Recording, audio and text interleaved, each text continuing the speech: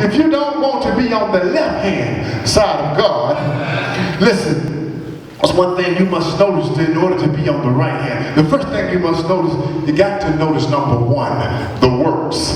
Notice the works. Look at 34 through 36. Listen to what it says. It says, then shall the king say unto them on his right hand, come ye blessed of my Father, inherit the kingdom prepared for you from the foundation of the world. For I was an hungered, and ye gave me meat. I was thirsty, and you gave me drink. I was a stranger, and you took me in. 36 says, naked, and you clothed me. I was sick, and you visited me.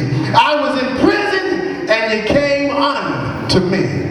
God had just separated the sheep and the goats. He had put the sheep on the right hand side, and he had put the goats on the left hand side. Understand this, in the daytime, the sheep and the goat lived together. They ate the same food. They drank out the same river. But in the nighttime, the sheep would go into one area and the goats would go to another area. So God says, in this world, my sheep will have to live with some goats. He says, my sheep has got to live with some goats. They will have to work with some dogs.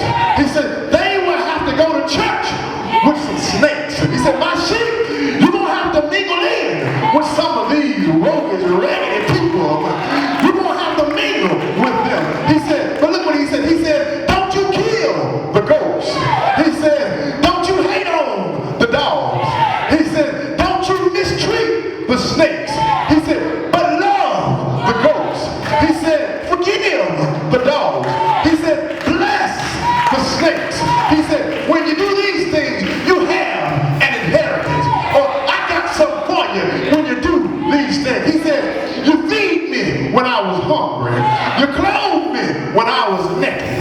You visited me when I was in prison.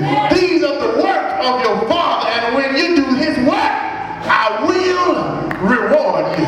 This is what the Father is saying. That's why you don't have to worry about your distractors or worry about what your distractors do.